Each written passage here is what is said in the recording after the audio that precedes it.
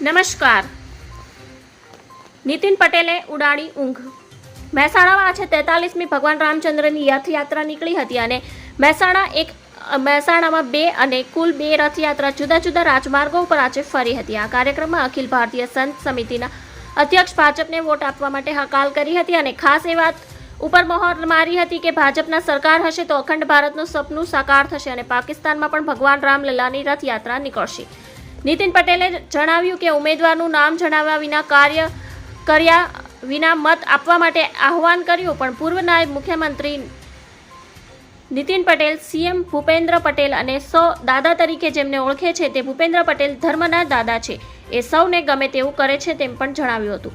43મી યાત્રા નિમિત્તે રાજ્યના મુખ્યમંત્રી ભૂપેન્દ્ર પટેલ, આરોગ્ય મંત્રી ઋષિકેશ પટેલ સહિત રાજકીય આગેવાનો સહિતના સંતો મહંતો રથયાત્રામાં જોડાયા હતા અને મુખ્યમંત્રીના હસ્તે રથયાત્રાનું પ્રસ્થાન કર્યું હતું. આ રથયાત્રામાં 5 ગજરાજ, 100 ટ્રેક્ટર, 21 ઘોડા, 5 હાથી ખાસ આકર્ષણનું કેન્દ્ર બન્યા હતા. મોટી સંખ્યામાં ભક્તોને જુદા જુદા પાત્રો અને વેશભૂષા સહિતના ટેબલો જોડ્યા અને 7 કિલોમીટર લાંબી રથયાત્રા ભારે આકર્ષણ જમાવ્યું હતું. ધન્યવાદ. જય હિન્દ.